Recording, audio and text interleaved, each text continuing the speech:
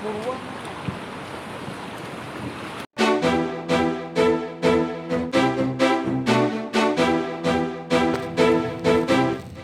memang menjadi salah satu spesies hewan yang bisa dikonsumsi. Namun tidak semua ikan bisa dikonsumsi oleh manusia ya guys. Ada beberapa jenis ikan yang bisa dijadikan hidangan makanan. Ada juga jenis ikan yang lainnya yang dipelihara untuk hiasan dan ada juga ikan yang hidup secara bebas di lautan. Nah, berbicara tentang ikan nih, kalian pernah gak sih nyobain sajian makanan dari ikan bawal? Jika belum, cobain deh. Pasti nagih. Hehehe. Cara budidaya ikan bawal tanpa ganti air.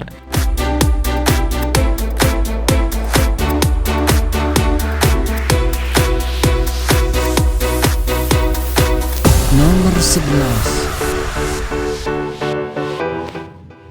Ikan bawal untuk dikonsumsi.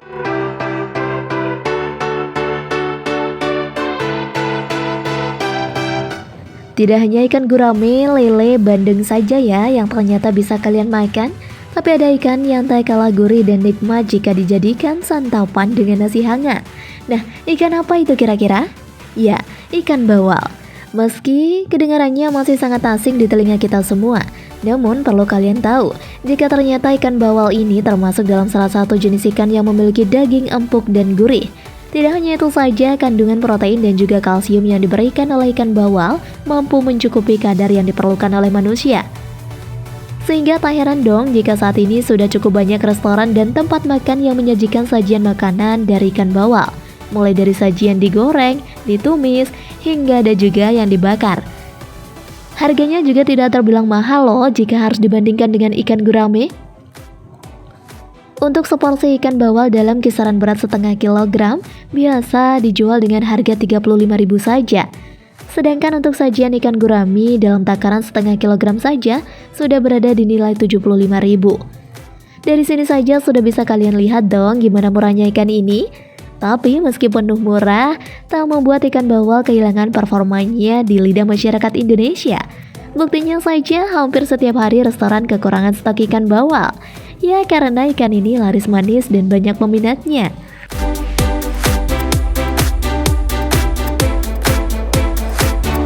Number 10. Ikan bawal dari Hawaii.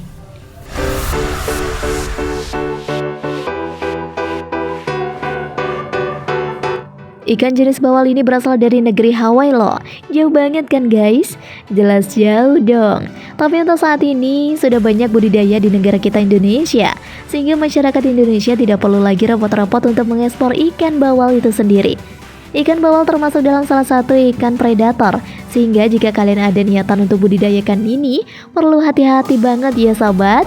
Jangan sampai ikan ini dicampur dengan ikan yang masih memiliki ukuran tubuh mini, agar ikan kecil tersebut tidak menjadi mangsa empuk dari ikan bawal besar. Sebaiknya kalian pisahkan ikan bawal itu sendiri menurut ukuran tubuhnya ikan tersebut, agar mengurangi kematian dan kerugian yang akan kalian alami pasca panen nantinya. Number 9. Persiapan kolam ikan bawal.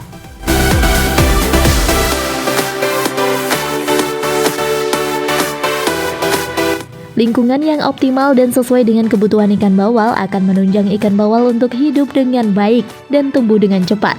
Perlu dipersiapkan kolam untuk pembesaran yang mencakup beberapa cara, menyerupai penjemuran kolam, perbaikan pematang, pengolahan tanah dasar, pembuatan kemalir, peralatan atau perataan tanah dasar, pengapuran, dan pengairan.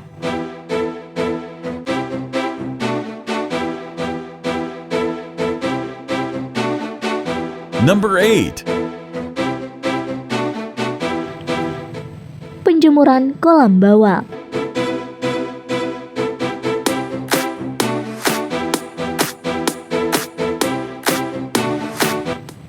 Kolam dilakukan sehabis panen, yakni ketika kolam sedang kering dan selanjutnya dijemur di bawah sinar matahari.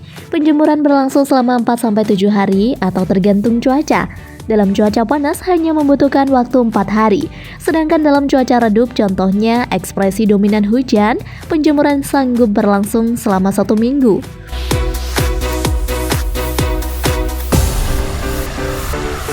Number 7. Perbaikan pematang kolam.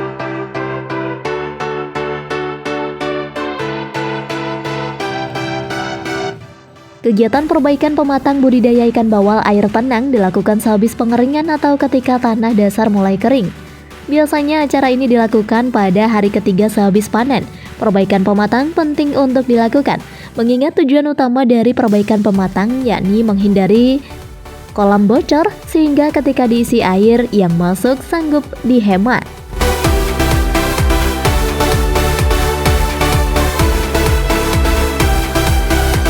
Number 6. Pengolahan tanah dasar.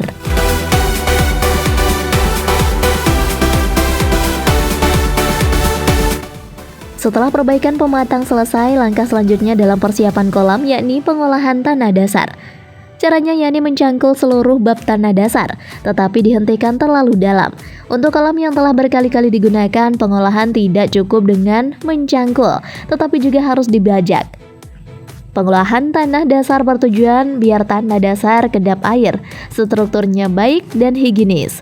Tanah dasar yang kedap yang baik sanggup memperlancar proses penguraian materi organik sehingga pakan alami sanggup tumbuh dengan baik.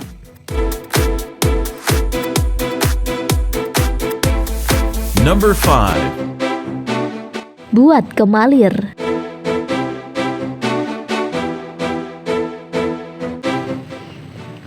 Bahwa kemalir mempunyai dua fungsi utama, yakni sebagai perlindung ikan pada siang hari dan sebagai kawasan berkumpulnya ikan ketika panen. Kemalir biasanya rusak akhir karena air selama pemeliharaan ikan dan ketika panen sehingga tidak sanggup berfungsi lagi.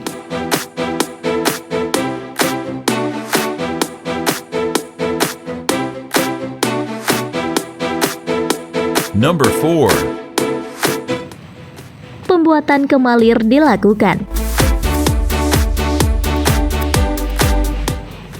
Dengan cara memasang 4 patok bambu, 2 akrab pintu pemasukan dan 2 akrab pintu pembuangan. Selain kemalir juga perlu dibuat kobakan yang berfungsi sebagai kawasan untuk menangkap ikan ketika panen. Oleh alasannya itu, letak kobakan harus lebih rendah dari dasar kemalir. Kobakan dibuat berukuran panjang 2 meter, lebar 1 meter, dan tinggi 25 cm.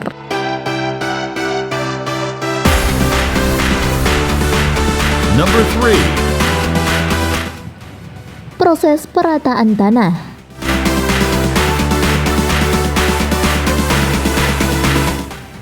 Untuk kolam budidaya ikan bawal air tenang, dasar kolam harus rata, tetapi bukan berarti datar. Dengan demikian, keadaannya harus melandai ke arah kemalir. Jika Anda menyukai video ini, silahkan klik like dan subscribe untuk mendapatkan video update terbaru dari kami. Tanah dasar yang demikian sangat membantu ikan untuk mendekati kemalir ketika panen, sehingga ikan-ikan akan dengan gampang berkumpul ke dalam kemalir dan memudahkan dalam penangkapan.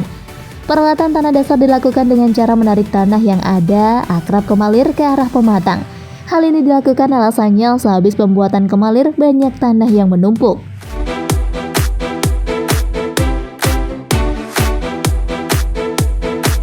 Number 2. Proses pengapuran kolam.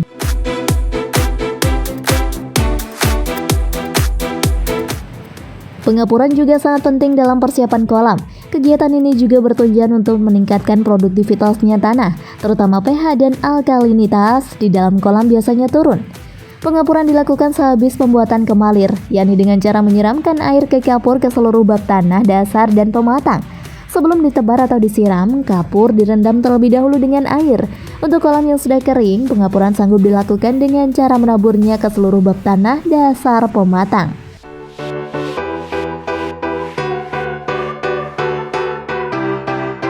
Number 1. Proses pemupukan kolam.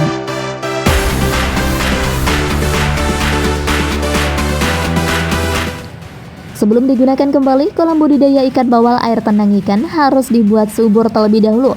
1 jam untuk membuat kesuburan kolam, yakni melalui pemupukan. Pemupukan juga bertujuan untuk mengkultur pakan alami yang akan dimanfaatkan sebagai makanan, terutama ketika ikan gras ditebar sampai beberapa hari kemudian. Pakan alami mempunyai beberapa kelebihan, di antaranya mengandung gizi yang lengkap. gampang dicerna, tidak usah dalam penyediaannya, dan yang terpenting lebih murah. 3 hal penting yang harus diperhatikan dalam pemupukan yakni jenis pupuk, jumlah pupuk yang digunakan, dan cara melaksanakan pemupukan. Jenis pupuk yang digunakan berupa pupuk organik, yaitu kotoran ayam dan kotoran puyuh, dan jumlah yang dibutuhkan untuk setiap meternya, yakni 0,5 kg. Pemupukan dilakukan dengan cara menaburkan ke seluruh permukaan dasar kolam.